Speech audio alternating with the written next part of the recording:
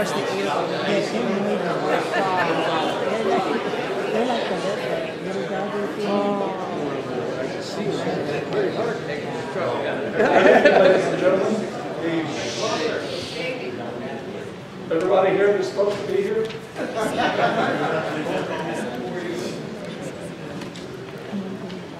I'm Bob Edwards, the president of the Norton Air Force Base Museum Board of Directors, and also the 63rd 445th Veterans Group. And with those folks, we'd like to welcome you.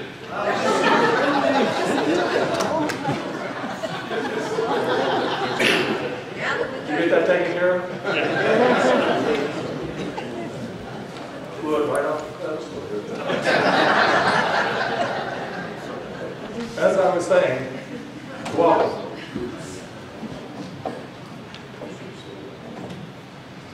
Tonight, we're going to have an exceptional presentation. We're going to address or annotate the 445th Reserve Associate Wing that made up 50% of the effort that was done here at Norton. The other half was the active duty of the 63rd. Tonight, to begin tonight, I ask that we stand, and Danielle will lead us in the Pledge of Allegiance.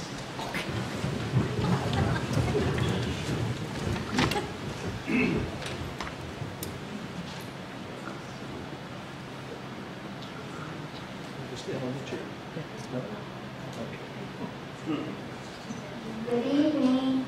Good evening. My name is Danielle Diaz, and I'm going to say the Pledge of Allegiance. Ready? Begin.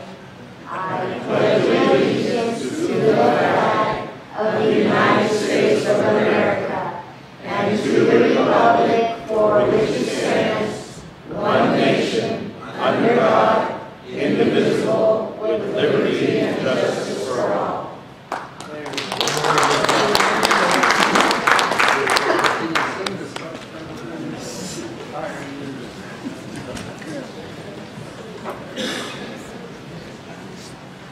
Thank you, Danielle. That is fantastic.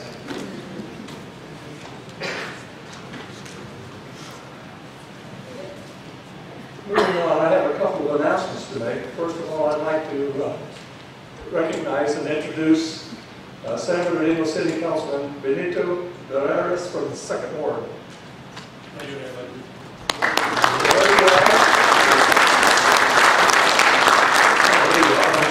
Welcome.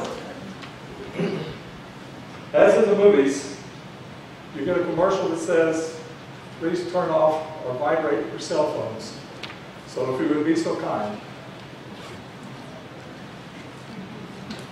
The restrooms, should you need one, are down both halls, down towards the end. And in the event of an emergency, that is your main exits out. We also ask that you not venture back into the rest of the building for security reasons. If you note in the hallway just outside the museum, we have storyboards out there that are very informative about the 445th.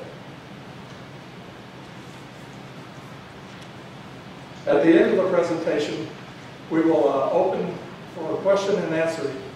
There'll be a docent in each aisle with a microphone. Should you have a question, the microphone will be handed to you so you can ask your question so everyone can hear it. And the rest of us will be up here to answer. At the completion of the presentation, the museum will remain open for a period of time should you care to continue your tour through the museum or out of the memorial area.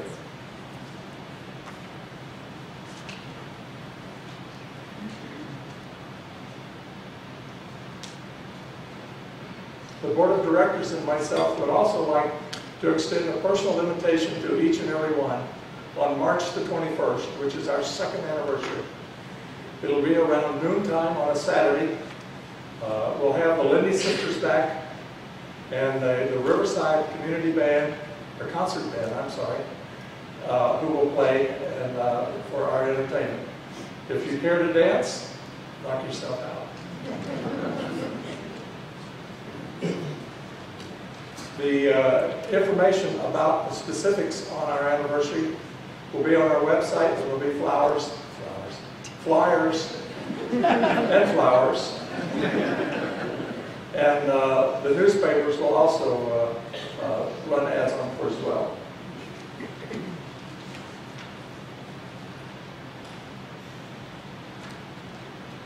The last of my announcements is that the Norton Air Force Base Museum is a nonprofit.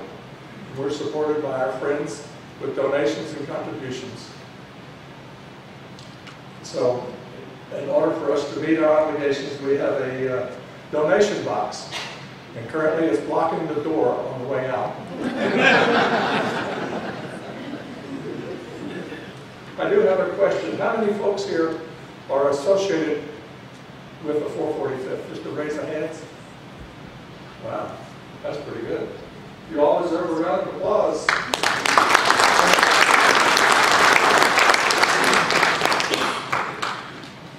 Continuing on, I'd like to say a little bit about our speakers.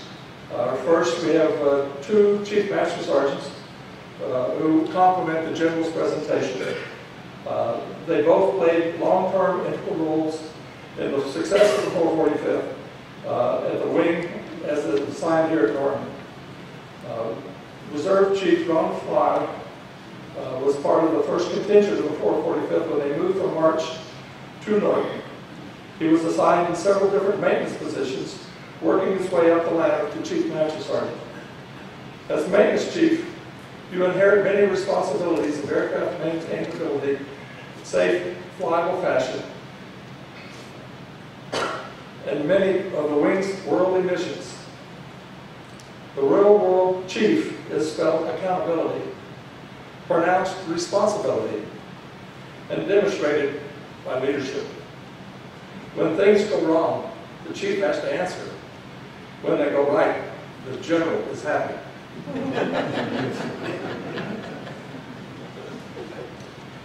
Chief Calvin Goins also added a peek into the window of the operations side of the 445th as a flight engineer on the 141.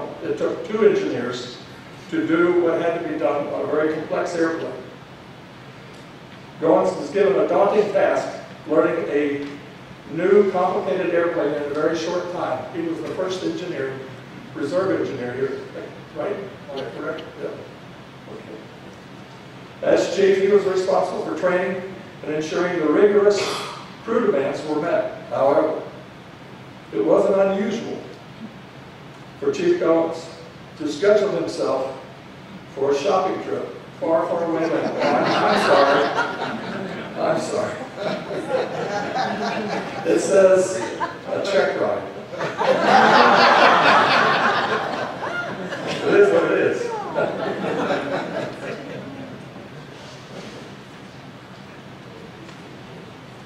The expectation of the chief are the same regardless of the job assignment. They are what really makes the Air Force the Air Force. They were both known for outstanding professionalism, both in the active duty side of the house as well as in the reserves. Now I have the pleasure of introducing Major General David S. Bosch, USAFR Reserve and retired. General Bosch.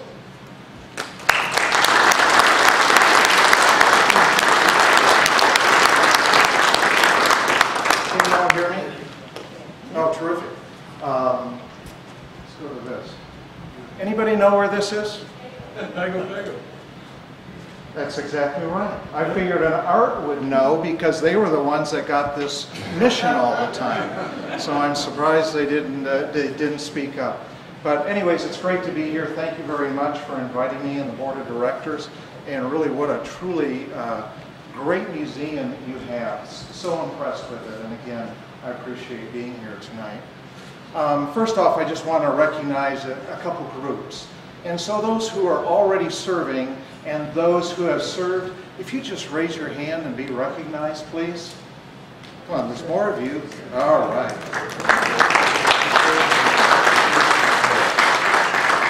And thanks for your service. Certainly appreciate it. The other group, there are spouses.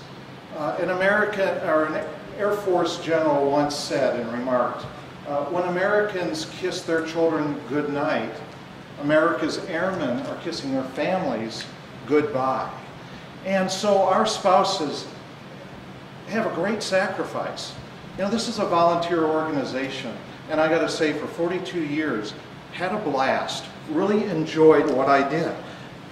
Went down to Pango Pango, and I wasn't an art, but I got to do that. And all over the world. And if I didn't like it, I could quit. So while we were out having fun, there was a spouse taking care of a family, and if you didn't have another family member come in and help out, you know, you're doing double duty. When I was promoted to 1-star, we had a reception that night, and another general's wife came up to my wife Karen and handed her 2-star rank. And Karen looked at her and said, I don't get what this is. He's a 1-star.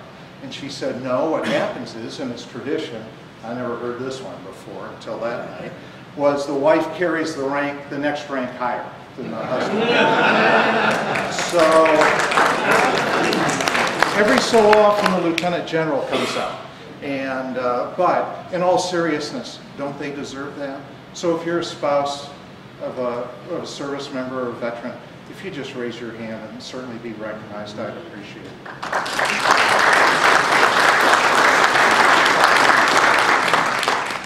So tonight I'm going to talk about this great organization, the 445th.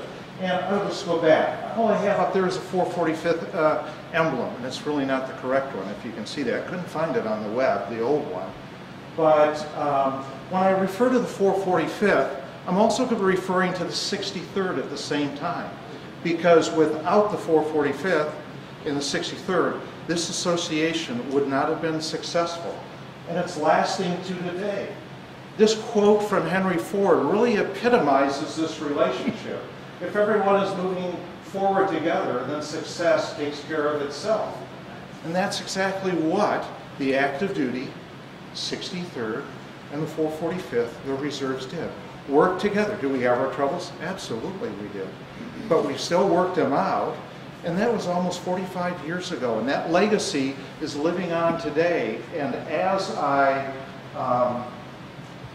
conclude, I will talk to you a little bit of how that legacy is living on. And it's just because of the success of this association that we have associations today and are expanding them. And I'll bring you up to date then. So this is my Squadron Officer School slide. Always have to have one of these. Is I'm going to tell you what I'm going to tell you, then I'm going to tell you about it, and then I'm going to tell you what I just told you. So that's the opening. And so this was a pretty banner day, April 6, 1968. A C-141 from Norton took off, went to Tinker Air Force Base, safely landed. They taxied in, got the crew bus, went to base ops probably, and then after that, they got the crew bus, went over to the BX and cashed a check. And on top of that, they went and had the Tinker Burger. And what is amazing about this day, there was not one report of anybody telling one of those crew members up there to get a haircut or to wear their hat. And you reservists know what I mean. But you might remember some of these names there. I do. I never met the man. He left before I came, but that was Woody Fail. And but you probably recognize some of the other ones. But that was the first flight of an all-reserve crew from this association. It never happened before. Yes, reservists flew active duty airplanes, but they were normally activated or on military orders to do that. But here they were all inactive and had not been mobilized. So in order to talk about this association, and we need to go back in history and talk about a little bit of how it evolved. And if we go back to the 1950s, to the Eisenhower administration, we've got to look at their national military strategy. And each president has one. And they come up with it working with their secretaries, in this case the Secretary of Defense and State Department, so on and so forth.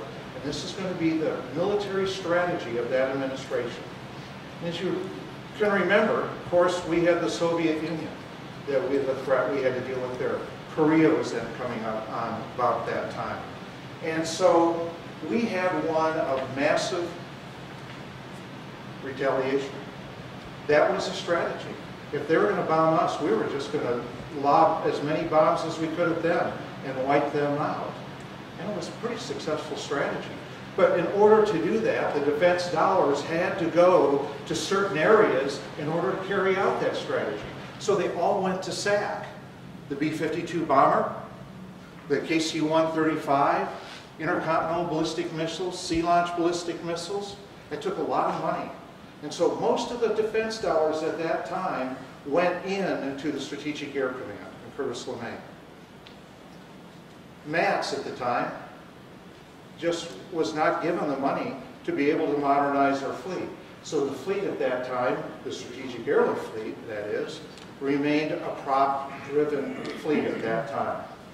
Then we had an administration change to the Kennedy administration. And theirs was massive retaliation was going to be part of it, but it was going to be a part of a flexible response. Being able to respond to this thing called counterinsurgency. That came because of Vietnam. Also, political. How can we do a show of force?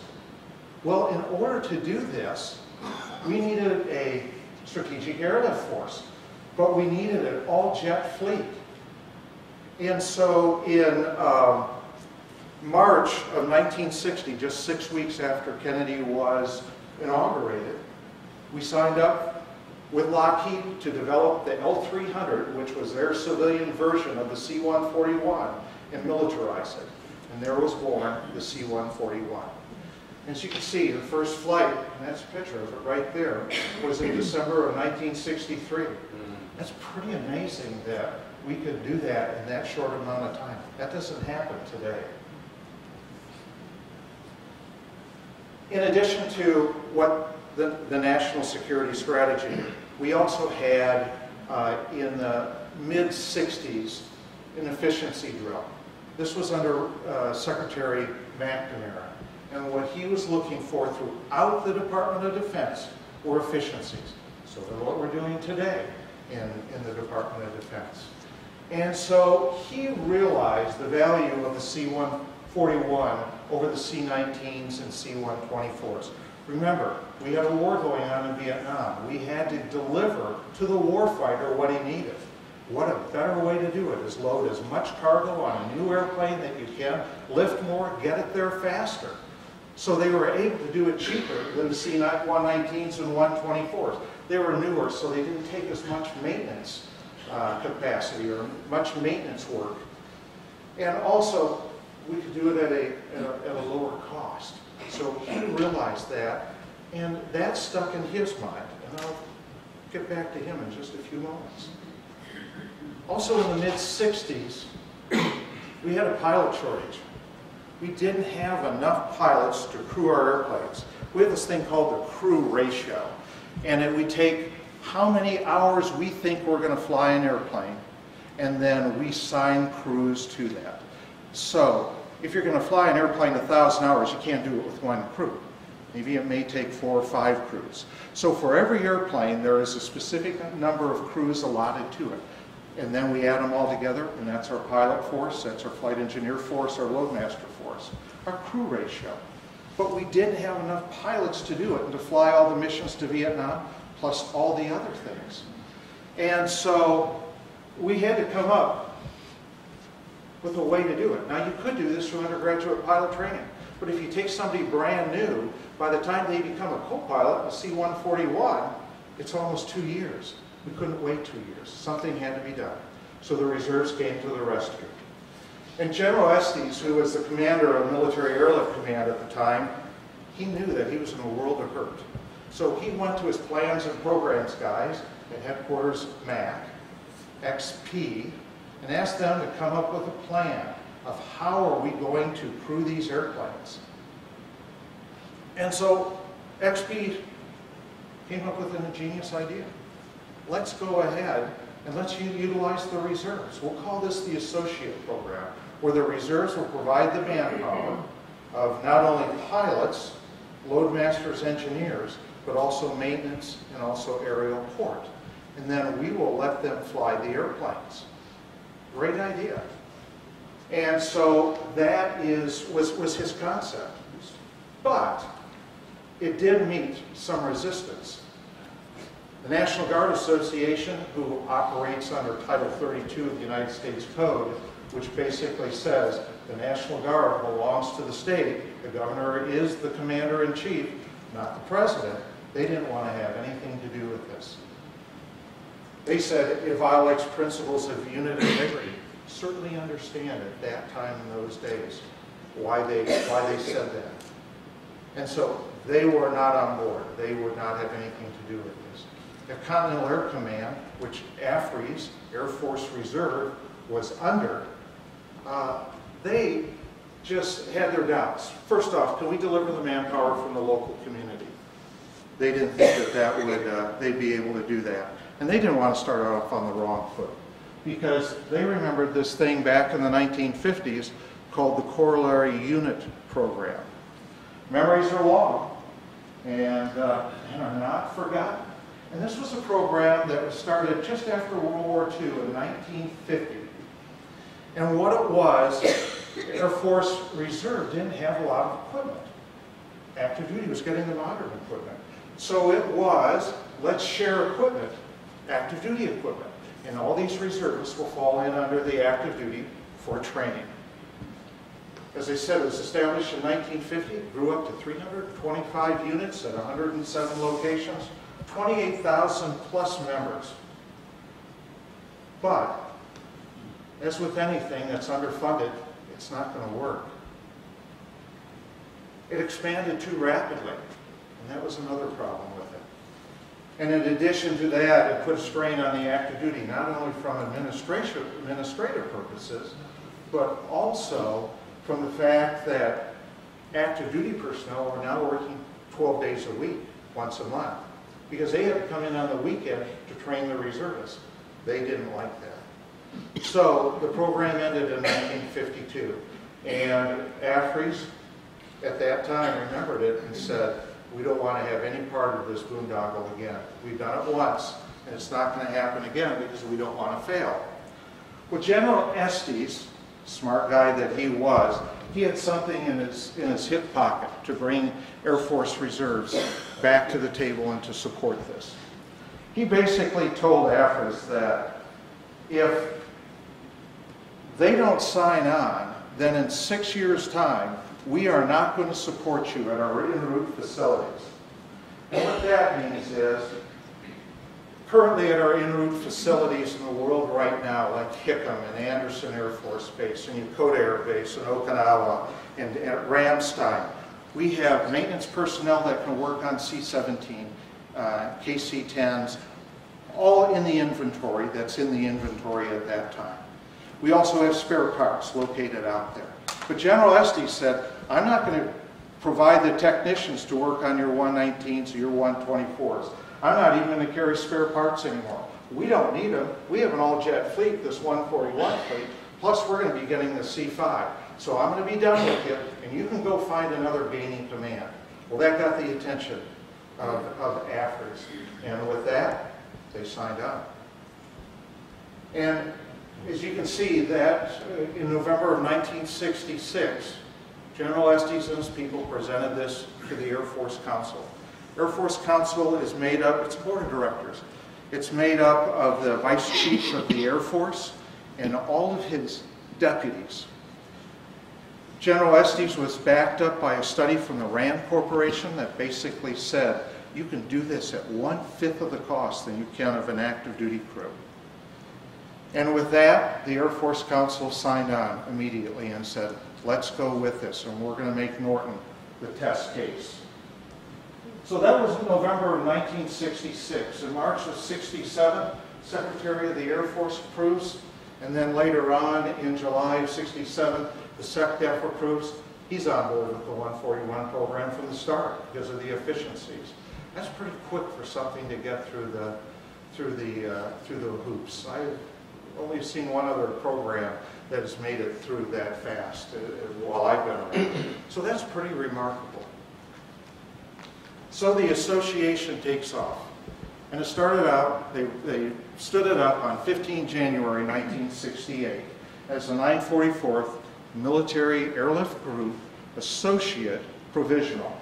And that was formed over at March Air Force Base.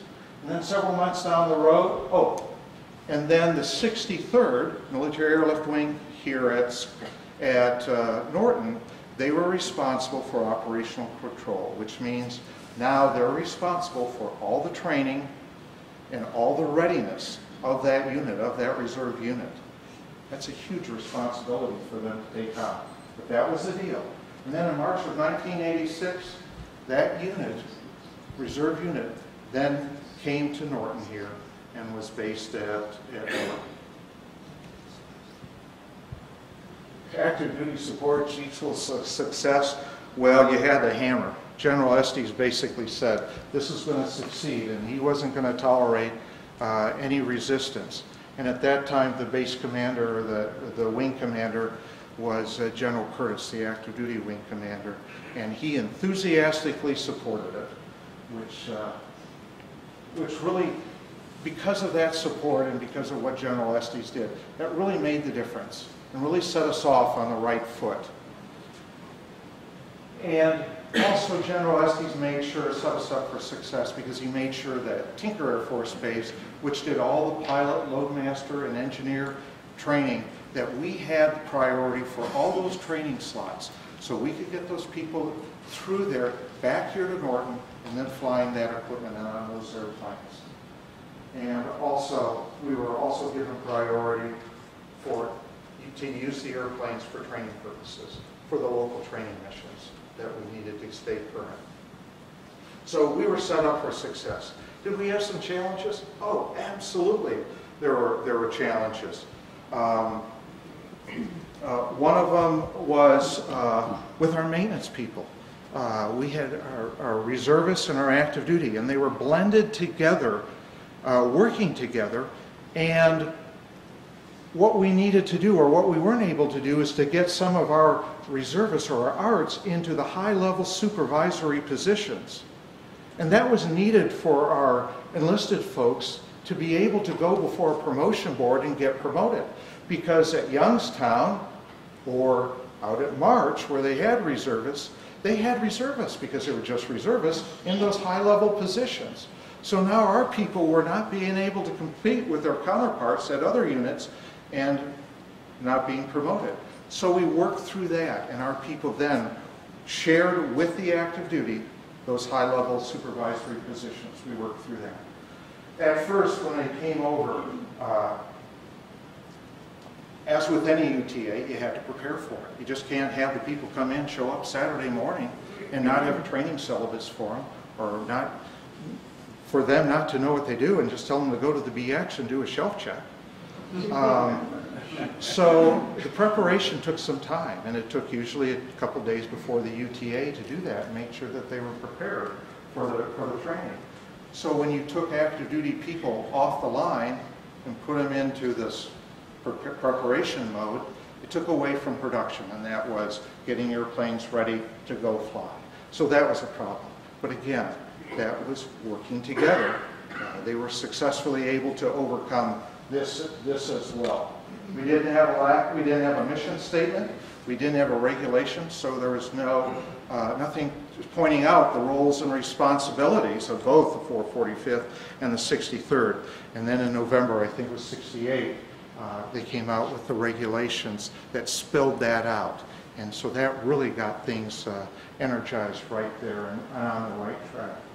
And then at this time, the draft ends. So there's no incentive for people to get into the National Guard or to get into the reserves. I have to admit, that's why I got into the National Guard in 1971, because of the thing called the draft. But there was no incentive. So that really hurt us in our ability to recruit, especially enlisted, into the flight engineer and loadmasters. And just with some creativeness, we came up with a program that allowed retirees who were in those Air Force specialty codes that were not being filled to come back and to work and to go fly again. So we worked through all those challenges.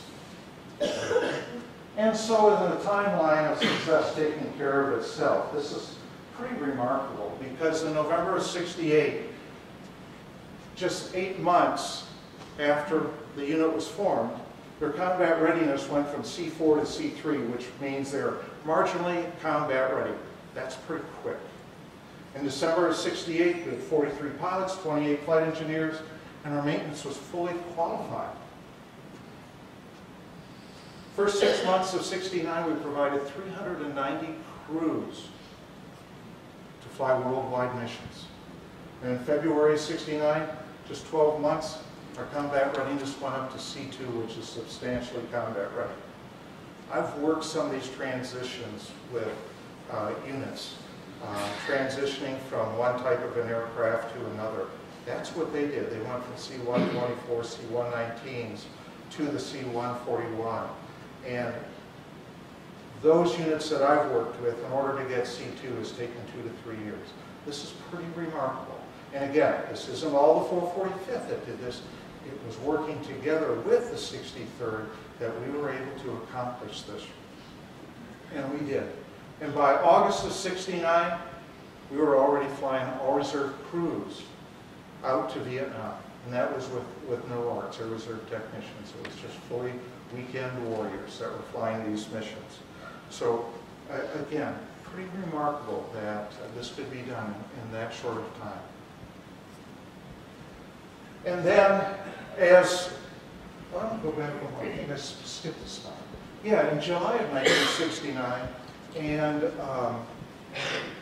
18 months basically after we were, we came into existence, we came over here.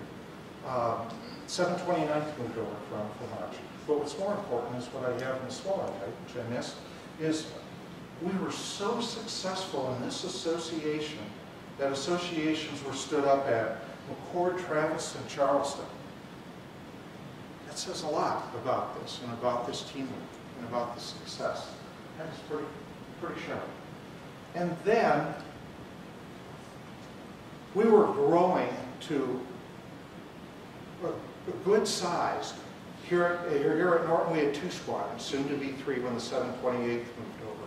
But you go up the road to Travis, they were huge. Not only did they have the C-141, but they had other MDSs at that time, other airframes that the reserves were flying.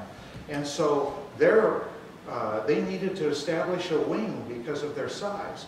So Air Force Reserve Command, or Air Force Reserve, AFRES, at that time, decided that we need to make this a wing structure where we have wing groups and squadrons.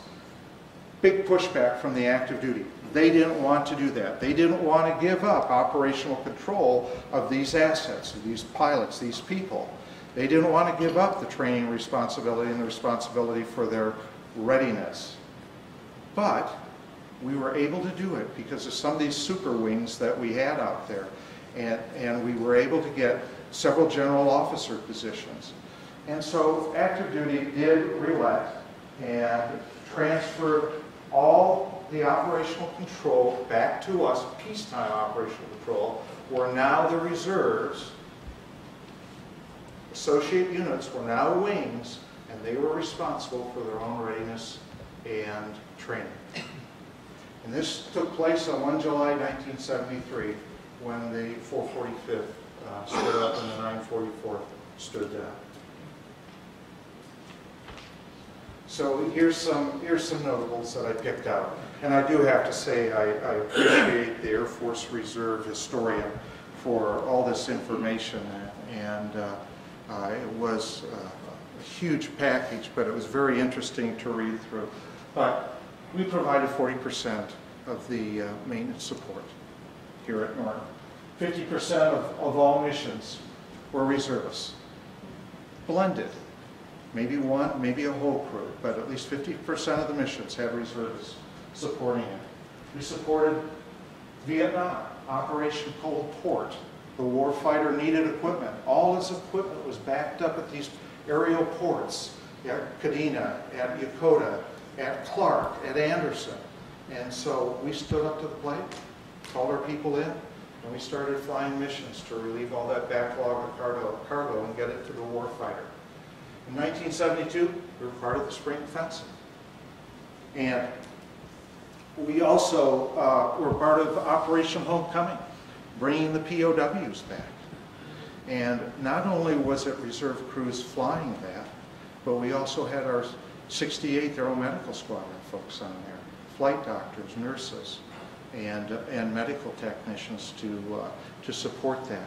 And in going through the paperwork and looking at some of the crew orders, I noticed that Captain Tom Newbert was one of the pilots on there, along with Major Bill Worthington. And Captain Newbert was eventually ended up being Major General Newbert, Tom Newbert. We were in Panama, we were in Grenada. Of course, we were in Operation Desert Storm, Desert Shield. Not only did we fly airplanes, but we were in remote command and control places such as Zaragoza. I wouldn't know that say that that's too remote, but that's fine. And we've been in Bosnia. We supported the National Science Foundation in Operation Deep Freeze down in the Antarctica. And we've done various special assignment airlift missions, which I know that Chief Goins is going to talk about a little bit. And then, of course, all the channel missions, or the regularly scheduled missions, we were all a part of. So, if you would just run this tap dance. It certainly was an honor to be part of the 445th, and I was very fortunate to get in, and I have to say the support of I just mentioned his name was Bill Worthington, Colonel Bill Worthington, and I ended up being the first person in the Air Force ever to get an age waiver, and it was all because of the people down at personnel. Somebody goofed up the paperwork, and they said, "Well, we'll just continue to go with it." And all right, but I certainly.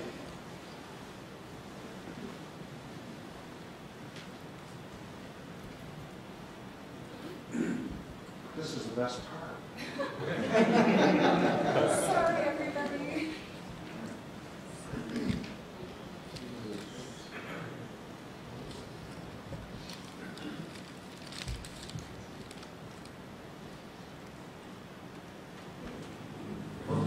Sounds good.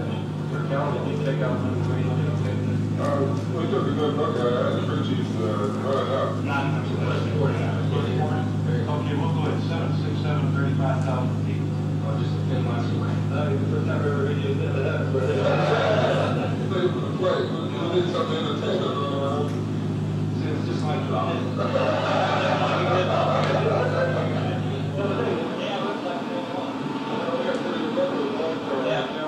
They and the hard-working flight crew get together for the weekend. They just pitch in. It's a real nice change to get away with the guys and spend one weekend a month with the Air Force Reserve. They go back to their regular jobs, knowing they've served their country over the weekend in the Air Force Reserve. If you want to get away for the weekend, why not fly?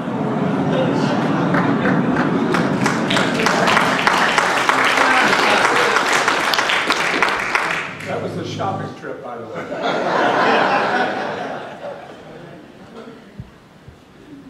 So that was my introduction into the operations portion of this brief, and Chief Master Sergeant Cal Willis. Chief.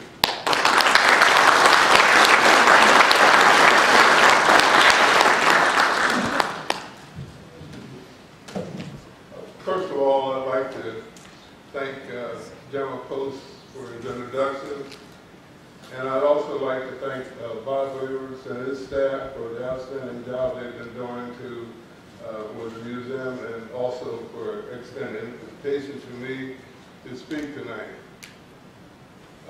Just to give you a little background of my Air Force history, I served 4 years on active duty.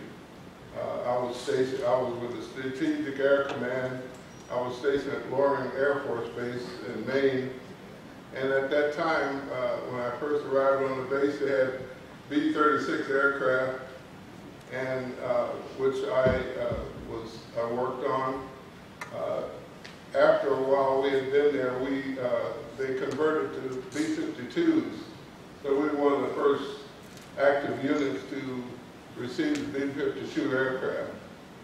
We also had KC-97 aircraft, and later we changed over to the refueling the 135 aircraft. I had a great career at Loring. When I completed my 4 years, I was a staff sergeant, and I had time and grade. Was getting close to time and grade for tech sergeant. I really enjoyed my time there, even though it was a cold place. But the excitement of working on airplanes and being around airplanes was one of the things that I had looked forward to all my life. When I took my departure briefing from the squadron commander, he was totally shocked that I was getting out because he felt that I'd done a great job with the unit. I just wanted to get out, get a family started, and get a civilian job and take it from there. What I did, I ended up at working for Douglas Aircraft Company. I worked for them for 7 months in Long Beach. And in the meantime, while I was working at Douglas, I joined the reserves, which happened to be on the other side of the airport. After being in the unit strictly as a reservist, at a point later down the road, there was an opening for one of the art positions. I was interviewed along with a number of other people, and I was selected for this particular position. At that time, this was the 729th unit. They were operating C-119 aircraft, and at a later time, I was placed on flying status. I was crewing an airplane, and we had a great time, and I enjoyed having this art position, and also I had a military position. At some point down the road, the 728th Squadron was converted to C-124s. We were tested, and I was fortunate enough to be one selected to go to Tinker and be trained and qualified to be a C-124 flight engineer. I later became qualified as an instructor on the 124, and I accumulated thousands of hours, flew into Vietnam, and I had missions that took us all over the world.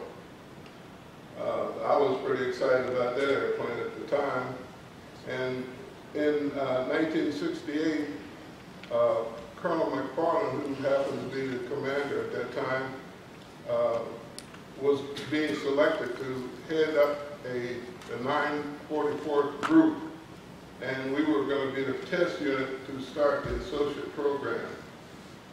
I had flown with it for many years and worked for him for many years, and he wanted to make sure, selected me to go to flight engineer school. I attended flight engineer transition school at Tinker Air Force Base. Once I completed the training at Tinker, I returned to Norton, and I was assigned to the 14th Military Airlift Squadron, active duty, for training. The first day that I reported to the flight engineer section with the 14th, there was a little bit of reluctance to deal with these reserves. And so I explained who I was and all, and they kind of initially ignored me like I hoped I'd go away. But I was patient, and I wasn't going to tell Colonel McFarland about it because he'd have been on the phone so quick it would have made your head spin. But anyway, I'd go every day, we had coffee, and they get to know me, and after about a week or so, they realized that they better do something as far as my training is concerned. So this was my first flight with the 14th. They sent 2 instructor engineers out with me, and they told me when we got to the airplane, they said, normally when we have a new student, so we don't let him run the checklist, but we got some extra time, and we'll let you go ahead and run the checklist. So they both were observing me, quizzing me on everything, and we took off, and both continued asking the emergency procedures, system operation, and all that sort of thing. And, you know, I was hanging in there. When we got back to the squadron, there were a lot of people that were making a point to be there to see how this reservist had performed. And fortunately, I was able to get a pretty good report from these guys, and they were pretty impressed with the way I handled myself. And this kind of broke the ice, and subsequently there was, they had scheduled me for a Vietnam mission. And I had, of course, had an instructor, and we flew the mission, and during the course of the mission I had to perform all the duties that they challenged me with. And when I returned, the instructor was pleased enough with my work that he recommended that I be upgraded.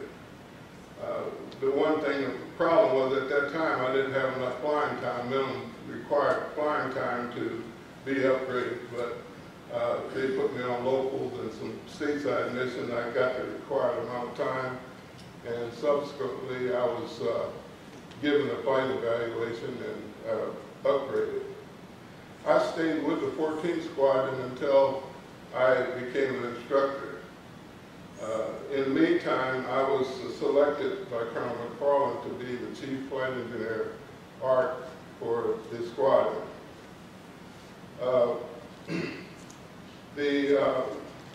We continued, we had, as other engineers returned from school, we had a combination of some of us that trained our own people, and we also had assigned other people to the 14th till we got enough qualified instructors to continue to train our own people.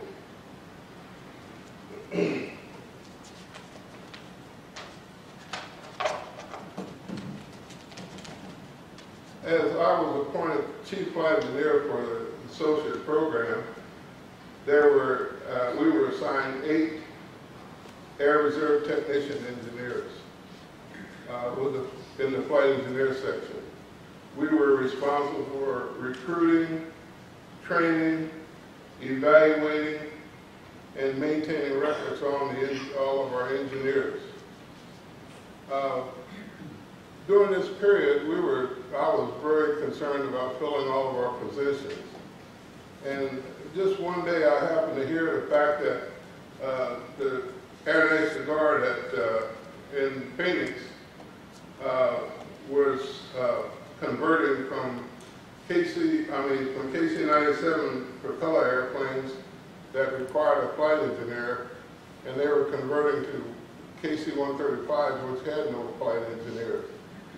And I just said, maybe there's a possibility we could get some of those engineers in our unit. And I talked to the commander, and I asked him how possible would it be for me to speak to the engineers in Phoenix, and if they were interested, the possibility of having them to come to join our unit.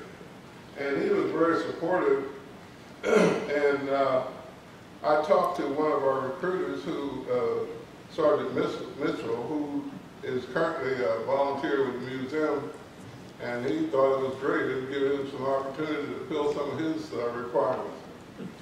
So they gave me an opportunity to set up a training mission.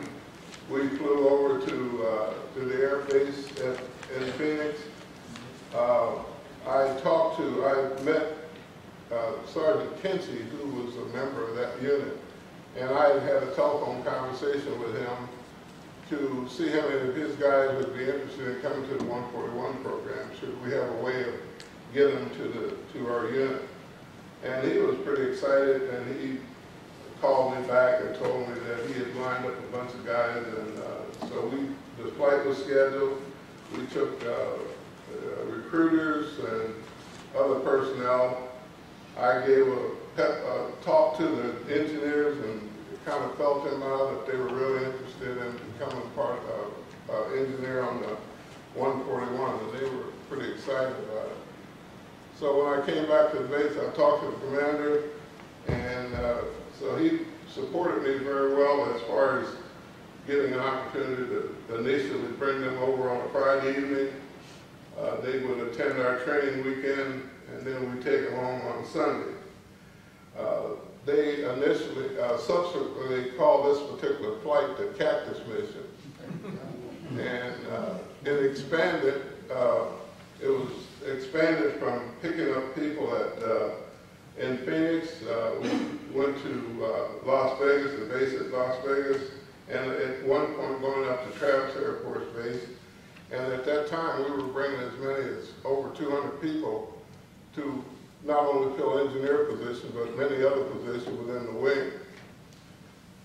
So the mission, it really turned out to be highly successful. As our crews qualified, they were assigned to the active duty. We were assigned missions just like active duty. The crew members could intermix. You might be the only reservist on the airplane, everybody else was active duty, or any combination thereof. I was always proud of our engineers because I felt I could always depend on them to perform in a very professional way and do honor to our reserve unit. Over the years, the active duty squadron and the reserve squadron developed a mutual respect and teamwork to accomplish whatever missions that were assigned to Norton Air Force Base. At one point, the chief engineer from the 14th Squadron and I, we would schedule our annual check rides together, and we were evaluated by the wing, the 63rd Wing standardization people. And it was, we got to know each other better, and we were working together. And one of the things that really went over big, I used to call them up and ask them if they had any flights on the weekend, locals or whatever. And they said, well, we got X number of flights. I said, why don't you give your guys a weekend off? We'll take care of it. And so that really went over big. We flew missions all over the world. Missions were in support of Vietnam, Desert Storm, Desert Shield, and all other missions that were assigned to Norton. Some of the missions that I personally had an opportunity to fly was a humanitarian assistance mission to the capital of Mongolia. We were, at that time, we were deployed to Kadena Air Force Base in Okinawa. And our crew was given this task to deliver 39,000 pounds of medical supplies to Mongolia, which was changing over from a communist country to a democracy. And this was an effort on the State Department's effort to have goodwill between the United States and Mongolia. We were notified several days in advance before the mission, and I knew that at the time that we would not get any maintenance support in this location. So I talked to the aircraft commander, who was at that time Colonel Doris, and I suggested that I'd like to go out to the airplane and do a complete check. And the day before the flight, and there were a couple tires that I wanted them to change, and a couple other things that we did just to make sure, give me a comfort that we could get out there and back safely. One of the unique things about this particular mission, since we did not have a credit agreement with Mongolia, Colonel Doris was given $20,000 cash to pay for fuel, landing fees, or any other assistance that we needed from the Mongolia. As long as I'd been flying, I'd never had a mission where we were carrying that kind of money to pay for fuel or anything. But anyway, the State Department had to get a diplomatic clearance for us to overfly mainland China. On the day of the mission, and we were at that point entering China's airspace, they were pretty shocked in a way initially that we were going to be going north, or trying to fly north of China, because Mongolia is landlocked between mainland China and the Soviet Union. At one point, I think they descended us in like the 20,000 feet trying to get us to land in Beijing. But we finally, when we got to 20,000 feet, they finally realized that we were cleared to proceed to Mongolia. Upon arrival in Mongolia, there were just hundreds of people excited to see this American airplane. Many of them had never seen an American before. We were met by some of the high dignitaries of the country. They gave us a great welcome. We were even were taken into the terminal, and we were fed like a 7-course meal. And they presented us with each one of us with an attaché case showing the history of Mongolia, and it was a very impressive thing that they did for us. In the meantime, at the airplane, we did not have all the modern equipment to unload the airplane. They were pretty backward as far as, 35,000 pounds load of pallet type cargo on a 141 at our normal base. You could have it off in a matter of minutes. These guys, we had to break down each pallet and they manhandled each box and thing to load it on these trucks that they had.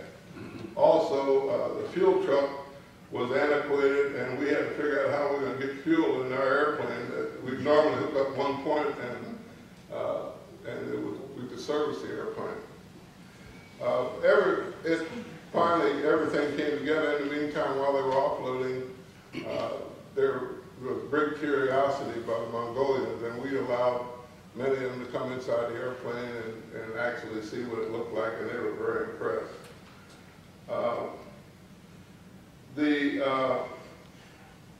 When we got ready to depart from Mongolia, I noticed as we taxied out, there was some cows grazing on the infield near the runway.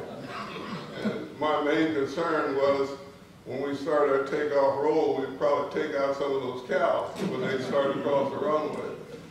So as we taxied down towards the runway, I asked the pilot at the time to jazz the engines up a little bit to see if the cows would respond. They ignored us like we weren't even there. So we started a takeoff roll, and we were able to climb out of there without any problem. But one thing I wanted to mention, when we completed our refueling,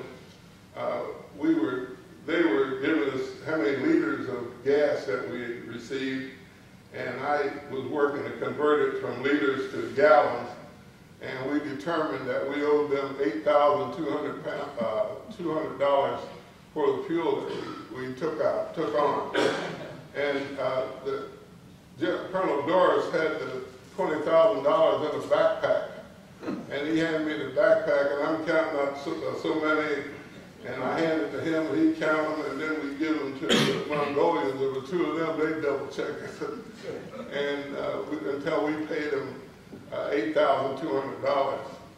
And of course, we were accountable for the money. I mean, it looked like we could keep the change.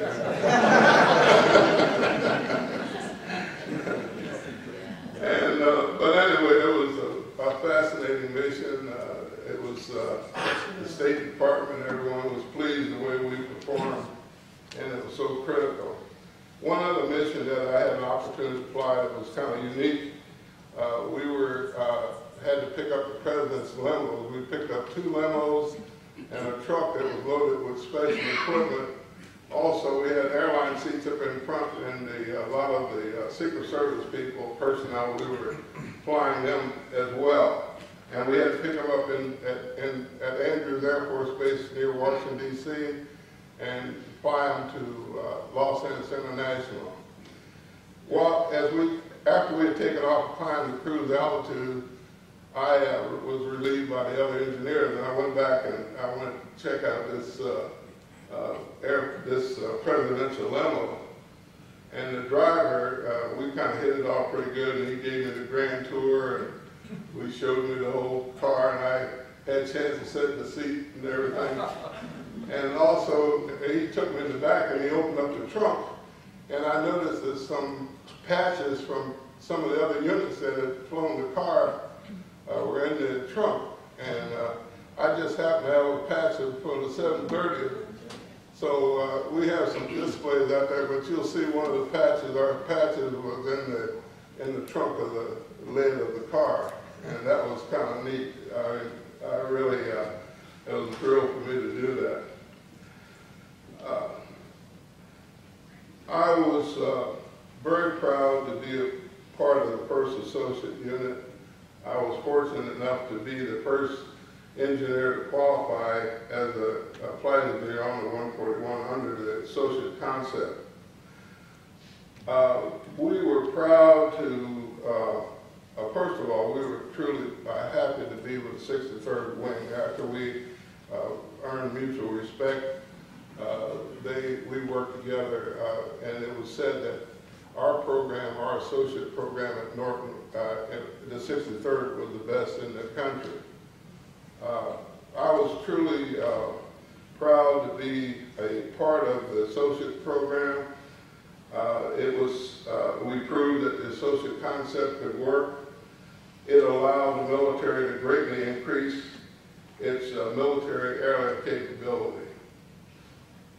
So, thank you so much for listening.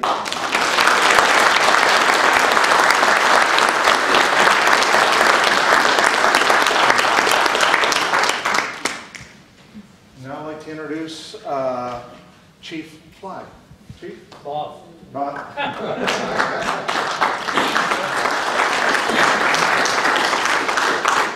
Well, good evening. That's just a joke the General and I had today. Bob. I'm Bob today. Anyway, get started. Cal, I think you and I have got to be brothers or something. SAC brothers, because I started in SAC. I worked on B-52s and tankers, and geez, I wasn't in the northern country. I was over here in March, but they were still dirty airplanes. But you know, they were our livelihood in those days. They made us the people we are, the mechanics we are, the flying people that we are. They were a good airplane, still around, and bless their little hearts. Mentioned earlier that SAC had taken the money from MATS back in the early days. All they had to do was call me. I would have given them some money. You know? I was generous. I was there to help. I was to make everything work. But really, for me, this presentation that the General put up was very interesting because I never really knew where we came from as a unit, as a reserve. I just accepted the fact that I was going to be a reservist and take my job and just keep on moving on. Never really asked the question, where did we come from? Why are we here? So it was a very interesting presentation. I appreciate that, General. I learned a lot, I really did, about where we came from. Now, real quick, and again, it was mentioned earlier that our primary task as the associate program was to train reservists and create flying hours in conjunction with the 63rd people. And in the maintenance side of the house, I think we did a fantastic job of that. I came here in '69, and I've been in SAC for 4 years, got out and was building trailers and digging ditches over at the cemetery in Bloomington when I got a call from my friend and Tom Lambie's friend there, Dick Landler, who had been my trainer in the military at March, kept tabs on me where I was and wanted me to be an ARC, wanted to hire me on. So I was in the process of doing that until they put a freeze on hiring, and so I thought, well, I'm married, I have a couple of children, I need to get a job. So I went to the Farm Labor Board and ended up digging ditches and washing airplanes for a short period of time until I got hired. And I built trailers also. Didn't know anything about building trailers. I learned how to build trailers. So it was an interesting gap of time in there until I became an ARC in '69. That became a career changing move for me, a life that I will always thank my good friend Dick Landler for getting me in that position and making my career go forward. It's people like that who made us chiefs. We didn't make chiefs by ourselves. We made chiefs because people pushed us and saw the potential and gave us the opportunity to advance and I took advantage of it. And every time the door opened, they just pushed me through it. I didn't have to go and knock on the door in my career. The door would open, and there was always somebody, give me a push, your turn, Ron, next please. So that's where I went, and fortunately I went all the way to the top. But enough about me. I was in aircraft maintenance. I was a bomber tanker guy to start with. Came over here, the ARC program in '68, went into the 63rd Field Maintenance Squadron, 63rd Wing Unit, and we were working right side by side with the 63rd maintenance people. And from that point on, learning this airplane was a real pleasure. They started me out in the docks, as we did all of us that came into the maintenance shop. You'd start in the docks, learning the airplane, the basics of where the components were and how they worked and how to fix them. And so when you go out and start really getting to troubleshoot, you know what you were looking for. So that was our primary job as an ARC when you came on board. And over the years, the ARC program, in the maintenance side of the house especially, because it was a stable force of individuals, we got to know the airplane as well, if not better, than the active duty folks, because they were always moving. You know, a couple of years here and a couple of years there, you're changing weapon systems. But our job in this program was the 141. And being an ARC and learning that airplane as well as we did, we were able to provide a quality of maintenance that you wouldn't see in my opinion, in a normal active duty unit, because they were always moving. And we were the smart ones. Not bragging or anything, but we were the smart ones. You know, we learned from them. They made us smart. They made us good mechanics. And that's what I took from that, being an airplane mechanic. A little bit about, I think I just mentioned I was in the military, I was civilian a little bit, an ARC, and then moved on.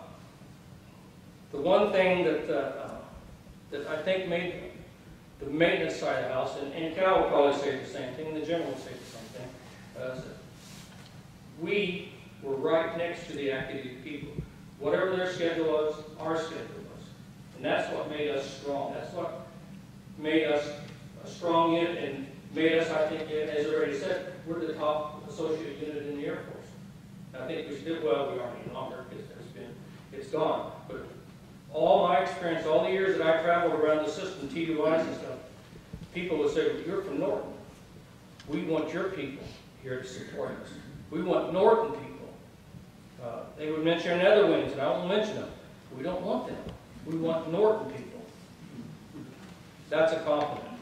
One example is I was TUI to Yokota, Japan one time. And we had a couple of young men who had been PCS out of here active duty to Yokota. And they were over there in their en-route section. And I happened to be in their TUI and introduced myself to the supervisor. I got there. He says, "You're from Norton, right?" "Yeah." He says, "You sent us Larry Wilson and this other kid's name. I can't remember his name. Do you remember his name, Tom?" That was probably Loomis or somebody like that, yeah. "You sent us those two guys. If you got any more at home, we want your guys here in Yokota." So that was a compliment to what we were doing here as an associate unit. We worked right side by side. We worked the 3 shifts with them. We worked the weekends, and Cal mentioned it. On the weekends, once we got up to speed and the ARC program got embedded and anchored into the base here, the active duty folks on the weekends, especially on a UTA weekend, we're out there trying to train reserves. We're trying to generate flying time and, fix airplanes and all that. They would come in on Saturday morning, look around, what time are we going home? The reserves are here. What time can we go home? They knew that we could handle their mission for them. They would turn the shop over to us. Lock, stock, and barrel, it was ours for the weekend. Both days, Saturday and Sunday. And we got our training done. And we got whatever else we were supposed to do. And those guys got to go home early, and they left. And that worked to make this bond that we had, from my perspective, in our shop. And I'm sure all the other shop, the hydraulic guys are sitting over here. One other, let's see, AGS, OMS, all those situations. because we did that and we proved that we could handle, just like the flying people proved that they could fly those airplanes, we proved we could fix their airplanes and keep them up and give them a break, and they really appreciated that. So for maintenance, it was just an accolade that you can't turn your head away from. It was great. One of the first things I learned about this program, and it was kind of an interesting one, being in the military, you never had to worry about what you were going to wear to work. You only had one uniform basically as a mechanic, and that was, fatigues. So you get hired as a civilian and you go, wow, I don't have to wear a uniform no more. That's great. Well, right from the get-go, Major Clary Martin, he was the group commander at the time in maintenance side of the house. And I remember coming in and getting briefed here at Norton, and he briefed a bunch of us new, and he looked at all this. And Clary, he could be tough, until you got to know him then himself. He'd give you this look, and he'd look around, and he says, now I'm going to tell you guys something right now. You're going to wear this uniform. We're all, wait a minute, we're civilians. General Estes said, it's going to work, right? Failure is not an option. Major Martin said the same. Failure is not an option, gentlemen. You're going to wear the uniform. And I'm thinking, well, that's pretty good. I still don't have to decide what I'm wearing to work. Take me to clothing sales. Give me a uniform. I'm out of here. But it worked. And the people accepted that. Now, down the road, it kind of changed a little bit. We were in and out of the uniform. But from a supervisory standpoint, the uniform kept us in touch with the active duty folks. They accepted us because we were in uniform. Now, maybe some of the mechanics didn't do it, and that's okay. But we, as the supervisors who were dealing with the active duty supervisors, wore the uniform. We were accepted equals to them, and that made the program strong. Another reason why we were strong in the program.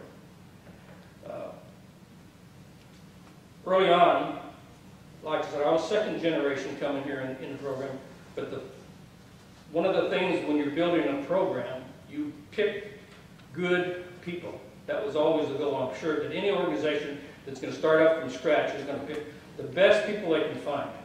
Well, on the maintenance side of the house, I have a list of probably 20 guys here.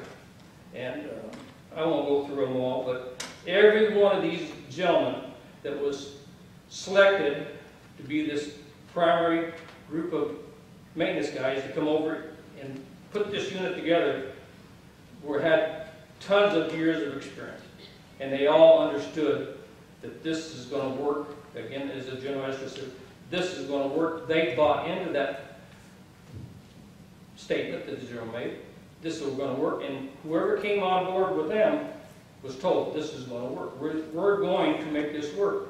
And there was always, nobody likes change, But eventually, everybody went, wow, this is a pretty cool idea, We've got a good job, we got security, we're doing a great job for the Air Force, and you can't hardly beat this.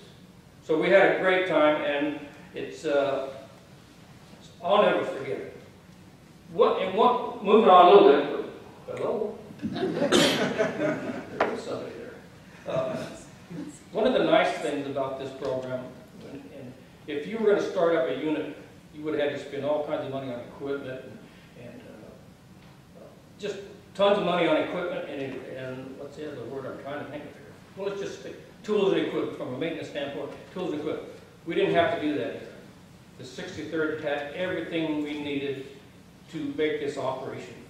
And then we even had an opportunity to add a few things as we discovered what was working and what needed to be upgraded and stuff like that. So we came in here with a workshop ready to go. So all we had to do was learn the airplane, train people, and take over the mission. We did that. We had in my shop where I worked, and Tom worked there too. A lot of the components on a 141 were just you change them out, one in R&R. You'd have to call supply, you get a part, and you change it. Well, that was causing a real problem in lead time, getting the airplane back in the system, or get them, operational.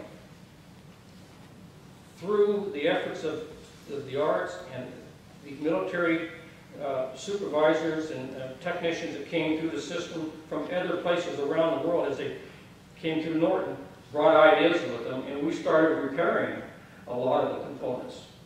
In other words, if we had a valve on an airplane, 141, and you guys flyers, you understand floor heat shut-off valves and wing ISO valves and stuff like that, if they don't work, you have to change the valve. But if you can't get a valve, then you start canning them. Well, we got to the point where we changed motors on it, you know, so we didn't have to go out and order a part and sit around and wait for it. We might just change the motor out, put the valve back in the airplane. We saved a ton of time and money doing that kind of stuff. So when you're flying around out there, a lot of times, Gal, you were flying airplanes that had little motors changed on them, you know. And you didn't even know that. You just thought you had a great airplane. Put little motors in there, make that thing fly, you know. My wife always says, when we fly, she says, they don't fly because they got engines, they fly because I do this all. She was keeping you in the air. Anyway, we had a great primary bunch of people came in and set this unit up in '68 when they came over. We did a lot of in-shop repair. We had avionics people, had a lot of equipment left over from the depot days that was left behind. They did a lot of in-shop repair, fixed all the black boxes almost all the time on the airplane. You had the fab branch, you know, manufacturing parts and putting patches on airplanes and everything like that. So, and then the hydraulic shop, I got to give them a hydraulics bill. I got a couple of them sitting over here. Hydraulics is what kept things from flaps and rudders and all that stuff working, right? Kelly knows, he's a pot, he knows. But they had a hydraulic test stand. I don't know how many bases they had a hydraulic test stand, but I know they spent a lot of time fixing again, in-shop repair, fixing components. And every time we fix something in-house, we just saved money, we saved time, and got the airplane back in commission in a shorter period of time than if we had to wait for parts from some other place. Nobody wanted to can parts off an airplane. It's like robbing Peter to pay Paul. But when Paul gets fixed, Peter's sitting over here without a part in, so now you're working twice on the job. So if we could fix something, put it back in the airplane, we just saved that whole process. And nobody wants to break an airplane, because every time you break an airplane, you just add a little something to it that maybe it may not be right, and you don't want that happening, you know. And as a flyer, nobody wants to be thinking, wow, I'm going to taxi this bad boy out and take off, and is it going to get you there? Don't have time for that. So you need to know that we fixed them for you, and that you flew with safely, and you got home, and you got the mobile on, and you do what your two-star wife told you to do the next week. Right? Okay. Enough of that one. Anyway, maintenance, flyers, engineers, pilots, we were all a team. Nobody could do theirs without the other. Anybody that thought that other than that was just thinking in the wrong ballpark. So, from my perspective, my job, my primary job, as all of us was from the maintenance standpoint, was to fix airplanes 100%, so that the people who got on and flew up in the air could land that airplane and come home safely to their families. And we didn't have to fly on. We just go off to the club after work and stuff like that. You guys are out there flying around the world. You want that airplane to be operational the whole time you're out there as much as you could. Shopping trips. Shopping trips. Shopping trips. I never got one. Oh, yeah, I did. And I'll get to that real quick. Shopping trips. 1979, we started a TDY program, augment program. And the general pointed out, we went to Hickam, Guam, Dakota, Japan, Okinawa, Elmendorf, Clark Field in the Philippines. And we'd send teams out, 20-man teams, roughly 20-man teams, different AFSCs. They would let us know what they needed, because these are all en route stations, you know. So we'd send help out to them. They stayed for a couple of weeks. We'd bring them back, and so we rotated this. And that happened from 79 all the way to the time we left here in 93. I don't know for a fact that it still continues, but it did go over to March for a while. I don't know the status of it, but that program is an awesome program. And then the mechanic got to go on a shopping trip. Not only did he fix airplanes, but he got to go on a shopping trip, and there was some fun shopping trips. I'll say no more about that. Couple significant things here, and then I'll wrap it up. That we accomplished here or did while we were here. One was propulsion branch. The higher headquarters, Mac and everybody, had given Norton a responsibility for maintaining spare engines here at Norton. And the propulsion branch, which could take an engine off the wing, tear it down, put it back together, and run it through a test cell, and put it back on the airplane if they had to, or put it in storage. There was approximately 40 engine requirement to be kept in storage for the whole system out in the Pacific. Maybe it's worldwide, I wasn't sure, but I know we covered the Pacific. So we had, propulsion branch had that responsibility and did a fantastic job. From tear down to engine run, put it back in plastic and have it ready for worldwide deployment if they need it. So if these guys got out there and blew an engine in Hawaii, they didn't mind blowing an engine in Hawaii. But you get the pago, let's get an engine, get the heck out of here. So we did a great job with that. So we had our T2I teams, we have our propulsion branch doing a fantastic job there. Chief Venegas, who I don't know whether to thank him or just throw darts at him, he's the one who got me up there tonight. But he's my tax man too, so that's why I volunteered. He knows how to work the numbers. But anyway, I was kind of trying to pull on his brain a little bit. He's been in the program from the beginning. And he's one of these individuals that's been all over the system and understands a lot more. In fact, he understood that probably more than I did. He started with Orville and Orville, yes, but Will came on later. The crew chief on the yard. Don't ask him to block in an airplane. That's a whole other story. Gil Venegas, Alpena, Michigan. Oh my God. Am I right, Gil? Yes, sir. That's right. Anyway, so I was trying to get something significant about maintenance, and one individual, and I mean there are a lot of good mechanics, super mechanics on this airplane, active duty in arts. But in the art world, one name that Gil brought to my attention was a gentleman named Willie Butts. He was a hydraulic man, and from what I understand, a very good hydraulic. And if my source of information is correct, Willie was so good on this airplane that many times throughout the command, when they had a problem on a hydraulic system on a 141, Willie would get a call to give advice and help them try and solve these intricate hydraulic problems that this airplane could present to you from time to time. So I just wanted to mention Willie. He's no longer with us.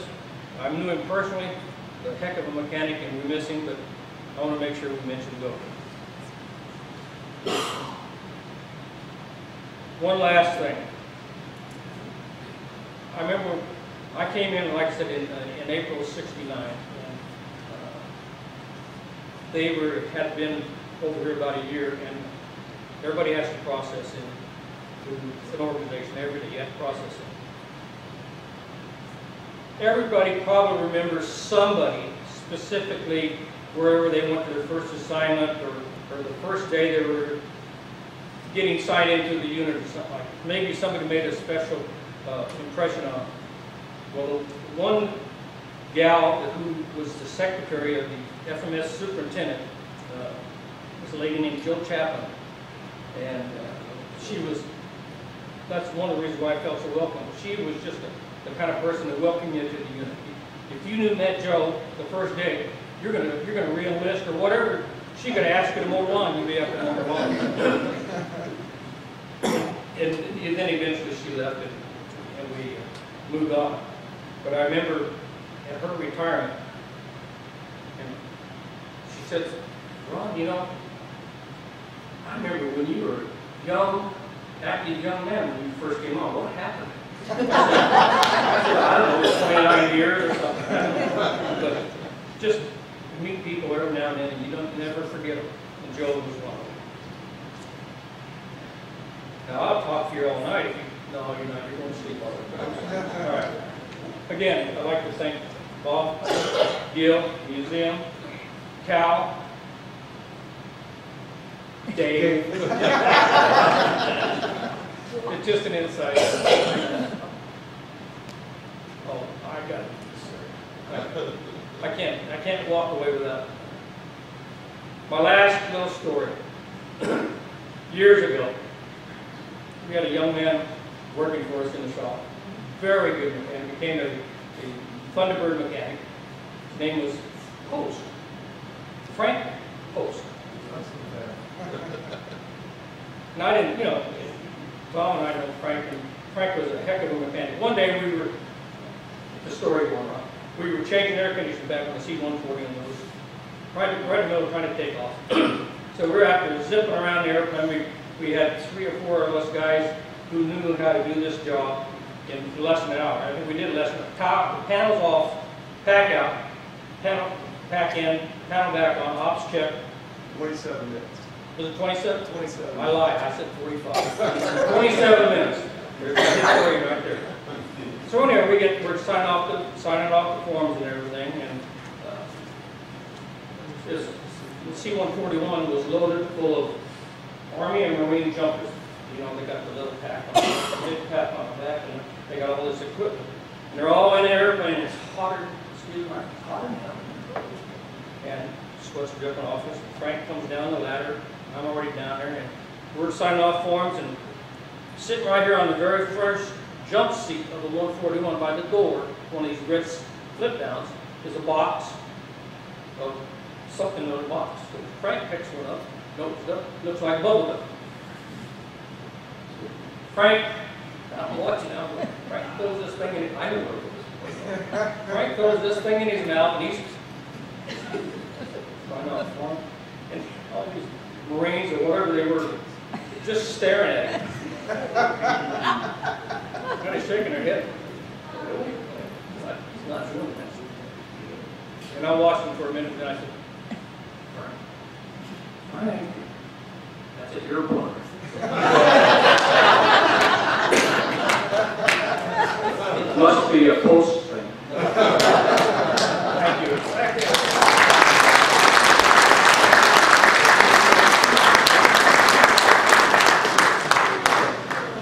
Well, thanks, Fred. Okay, I'm going to wrap up real quick, but I'm not going to tell you what I told you, but I got a couple little things.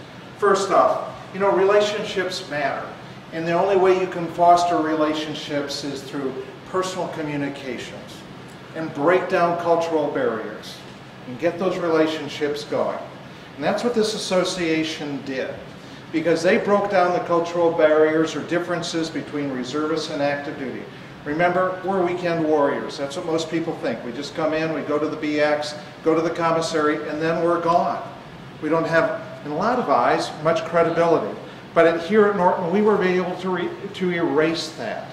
And I'll tell you how important that is. And that brings up to my first point of understanding our cultural differences and the lasting benefits from that. Back in the 80s, there was a young lieutenant here by the name of Duncan McNabb. He was in the 53rd, I believe. 14th? I'm sorry. See, the BS flag goes on. About all this. Anyways, he was in the 14th. That's the other spot. Were they above the 53rd or below the 53rd? You got it. Okay, all right. I heard things. Anyways, he was a pilot in there. And so he worked early on as a lieutenant, as a captain, with the reserves. Worked with, I think he was the exec for Cassidy, if I remember correctly. Or the aide, for his aide. Also worked in current operations. I forgot to read his bio, but I did work for him. And so he saw how successful this program was. Well, I ended up working for him at Air Mobility Command when he was the 4-star. And I was a 1-star there. And I got to tell you, the support that he gave the reserves was absolutely tremendous. But that all relates back and goes back to here when he was here. And then when he went over to U.S. Transportation Command to become the 4-star over there, because of the relationship I had with him, he knew that I was from Norton and that, I got the job over there to be his reserve advisor and also be a commander of the Joint Transportation Reserve Command, or Reserve Unit. So that's why relationships that we built early on matter. Also, TFI units, that's called Total Force Units. That's the big name for associations these days. Not only do we have these what we call classic associations like we had here at Norton, but we got them now at of course, Travis, McCord, McGuire, Charleston, where the reserves fall in on active duty equipment. But now, and this came about from one of General McNabb's initiatives, we have reverse associates. And they came about about 2005, 2006, when the reserves were getting all this good brand new equipment, low flying hours. Active duty was flying the heck out of their equipment, the C-17s and that. And so they needed to be able to have access to the reserves airframes, their iron. So what a better idea to reverse this, put active duty units in with reserve units, let them fly their airplanes. It's happening over at March with the 135s. It happens at Scott Air Force Base with the C-40, which is the blue top airplane that does all the special assignment airlift missions for the DoD. So that has been very successful. And then I never ever thought that I'd ever see this. But now we have associations where the Guard is associating with the reserves. And that's happening at Tinker Air Force Base, where the Guard still remains at Will Rogers Airport, but they go over and fly the 135s that belong to the Air Force Reserve. And a lot more of these associations are going to be taking place, especially with this efficiency drill that's going on and defense spending that's been cut. That's the best way to do it. But that was an initiative that came under General McNabb, because again, he was here, he saw it. The relationships were built, he understood it, he got it, and so that's where we are today. Cultivating senior leadership. There's two great examples of senior leadership there, and Chief Venegas and that. I can think of Chief Rossi, who is here, and it was Aerial Corps, wasn't he? And he went on to become the senior enlisted leader for Air Force Reserve. That's pretty good. That's where it all came from. It came from here. And the last time I counted them, there were 11 or 12 general officers that started out here at Norton in the 445th. And because of them, when I became one and worked for the active duty, they made my job easier. I look back at Major General Tom Newbert. He was one of the first ones, and he went, and let me back up the train here, just to give you some perspective. There's only 75 general officers in the Air Force Reserve, 25 major generals, 50 brigadier generals. My math is correct, that's 75. And there's actually a 3-star who's a commander, so 76. But most of all those general officers don't work for the Air Force Reserve Command. We're assigned, but we work for an active duty, and we have an active duty counterpart that we work for. In my case, it was a 4-star General McNabb. And before that, it was a 1-star, it was a 2-star, the Director of Operations and the Director of Plans and Programs at Air Mobility Command. But when the boss leaves, the 2-star or the 4-star leaves, many times we're the ones that fill the shoes of that person, that active duty person. And we've gained the trust of them because of people like Tom Newbert, John Doris, and that, who gave us credibility. And then of course the relationships that we established here early on in the program. So that's pretty neat. So right now, you've got somebody probably at 18th Air Force, when the commander leaves, and a reservist steps in and becomes a commander of 18th Air Force, or Air Mobility Command. It happens all the time, and that is pretty special and pretty neat. So that was the lasting benefits of the 445th and the marriage with the 63rd as an associate program. It's still a model program today. It's still talked about. It's almost 50 years that this took place. So before I exit the stage here, I want to make a pitch for the museum. This is my first time up here. I am pretty damn impressed with it. And so I thank all of you for keeping the memory alive. It certainly brought back many memories. And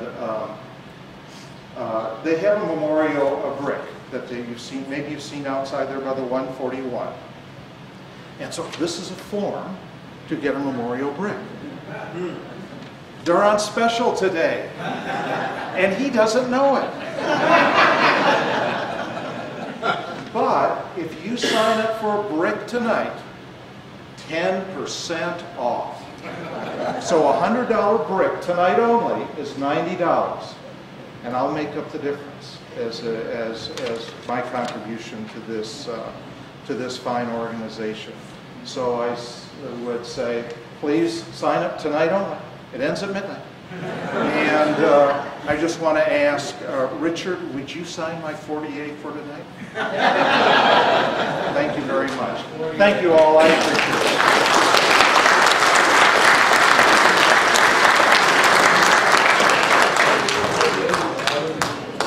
10%, right? We're not quite done yet.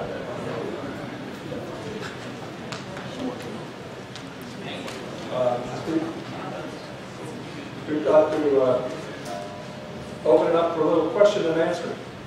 If anybody has any questions? Oh, is it over here?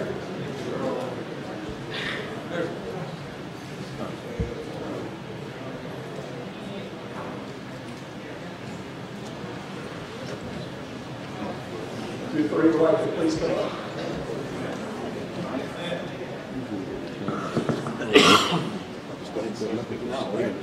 What's his name again? I don't know who the question is going for. Oh, Jeff.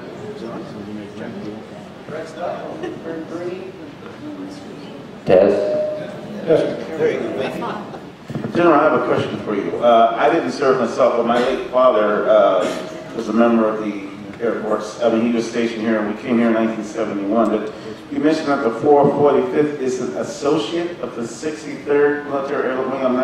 I'm not quite clear on that. What do you mean by associate? Well, we associated with them. In other words, they had the airplanes, we provided the manpower, they let us fly their airplanes. So associations being brought together, a marriage, a partnership, that's what we were. And usually you don't see that. We're segregated from reserve and active duty, but not in this case here. So was the 443rd a reserve unit or a regular full active duty unit? 445th was a reserve unit, and then the 63rd was the active. There you go. Any other questions? Okay, I'd like to share a little bit more information about the general that he omitted. The jail time? This is fun. You know, the general started out in the enlisted ranks. He did quite well up to a mid-supervisor, tech sergeant, before he went over into the officer corps. And you see where he is, that 2-star general. That's pretty significant, but it also says that the sky is the limit in the Air Force. Reserves. Also, if you read his biography in the brochure, you'll see that he was a airline pilot. And he flew a bunch of different airplanes, amassing 15,000 hours of commercial time. That alone is pretty significant. If you look at that and think that's 2 years of flying without landing. That's pretty close. But one of the things that he learned to do above all, being an airline pilot, he could stand at the door of the airplane and say, "Thank you. Thank you for flying our airplane. Please fly us again."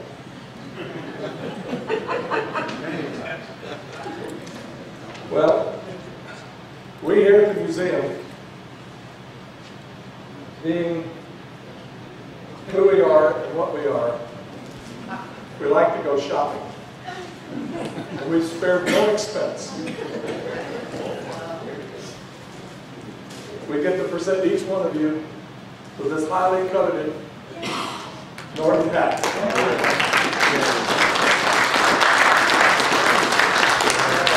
So we're not done. General, you get a t-shirt.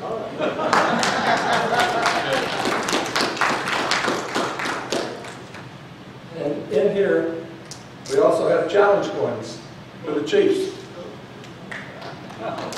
These are 5 concessions. And I believe you have one as well. Yes, I do. Excuse me. Let me get my bonnet right. What's today, Wednesday? Yesterday, the General, Cal, and I had breakfast down in Costa Mesa to kind of talk about what we're doing today. And in just an off-the-cuff comments I think the General made about he was someplace and bottom line was they wouldn't give him a challenge coin, or they didn't give him a challenge coin. Secretary of the Air Force. Secretary of the Air Force. Well, I'm not Secretary of the Air Force, sir, but I got a challenge coin for you. So I'm upstaging the Secretary of the Air Force, and this is for me to use.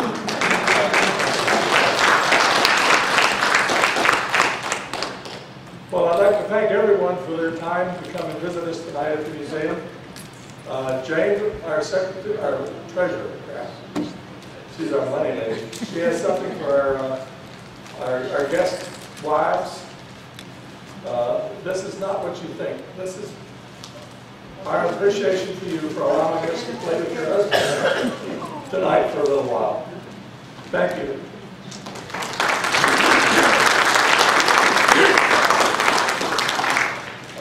And one last parting thing, don't forget March 21st is our anniversary party here in the parking lot, and each of you are more than welcome to come and attend. Thank you for attending and drive safe.